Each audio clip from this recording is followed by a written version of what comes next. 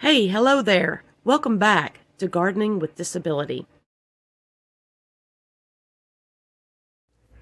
It's tragic that I have become a statistic, now a member of an unfortunate group of people whose spouse chose divorce in lieu of in sickness and in health until death do us part. For 20 years, I lived outside of the city limits in an area zoned agricultural where I grew a vegetable garden every year.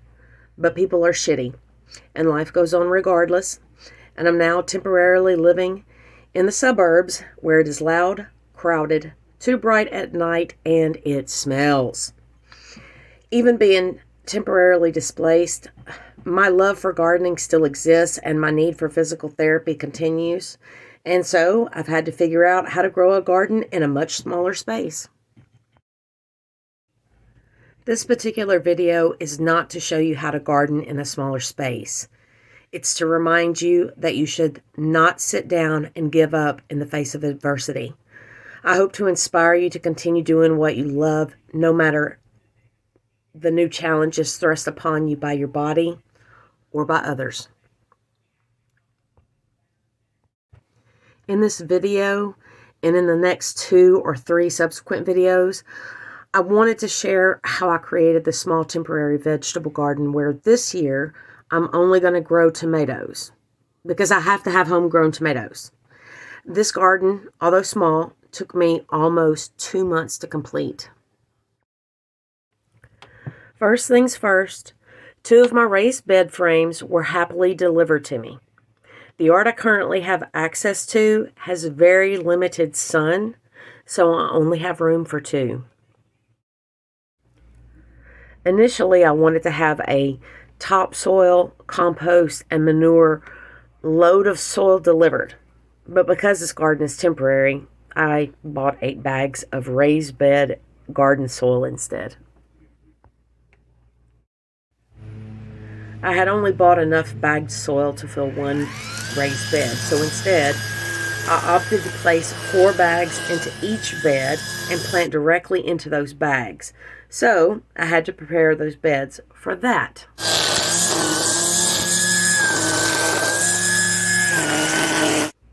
First, I scalped the inside of the beds with a weed eater.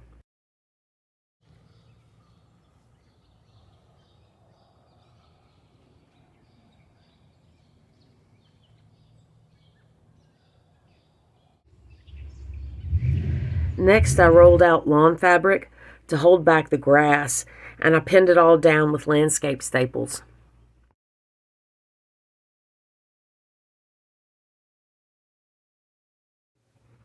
I went all the way around each bed, placing the staples about 1.5 to 2 feet apart.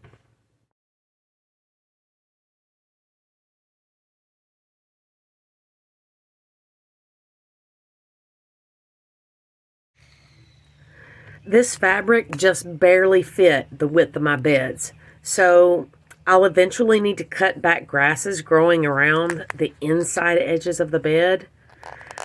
But I've been tempted to plant cucumbers or pumpkin vines in those gaps.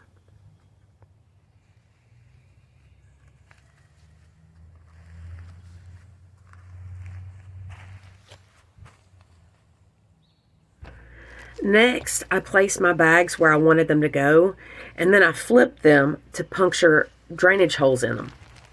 It's very important at this point to wear an N95 mask to protect oneself when working with any kind of soil. I used a cut piece of bamboo about the width of my thumb to puncture the bags.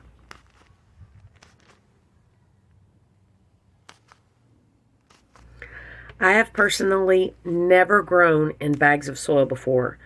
So, with a little research, I found that people who regularly grow this way puncture about 12 holes in each bag.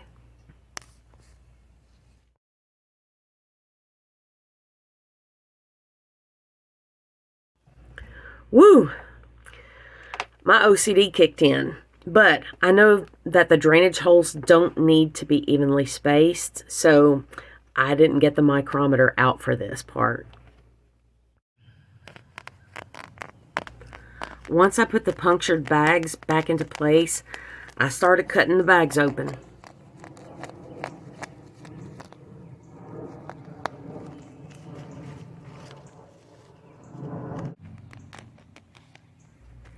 In each hole that I cut, I'll plant one tomato plant. Each time I cut open a bag, I made sure that the soil was evenly spread in each one. I should have been wearing gloves here.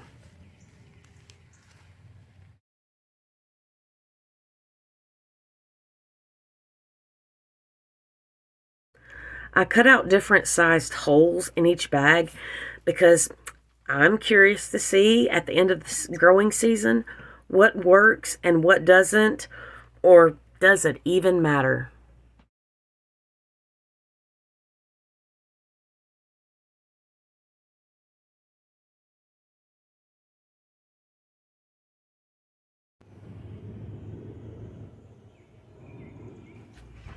Here's what my bags of soil look like after cutting each one of them open.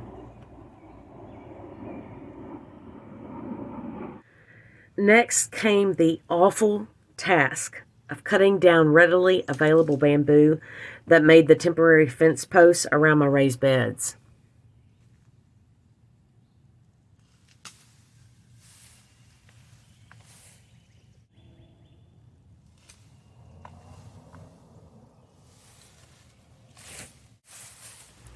And this was the moment I realized that I did not have on enough bug spray.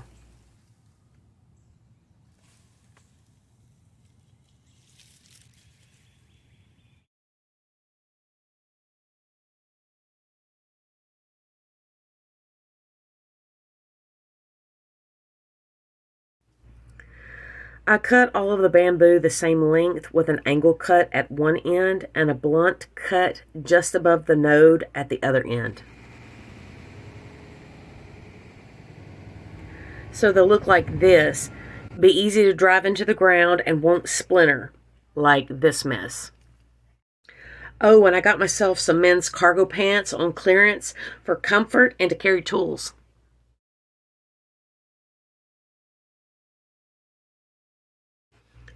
I gathered up all of my bamboo posts and removed all of the branches with pruning shears.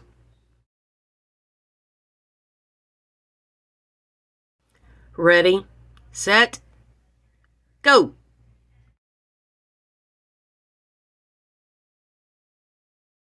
So this concludes video part 1, where I've discussed how I created a small temporary suburban vegetable garden.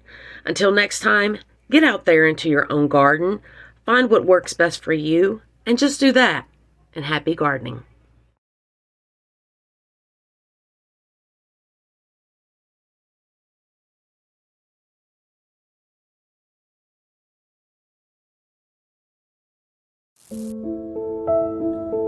It's okay to feel sorry for yourself.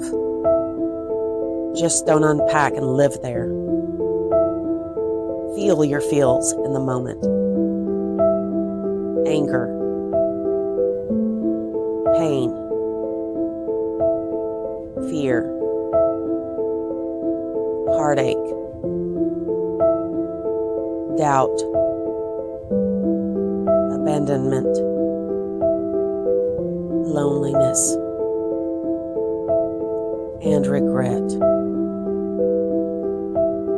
And set them all down. Now lace up your boots, put on your gloves, pick up your shovel, and get out there for some much needed garden therapy.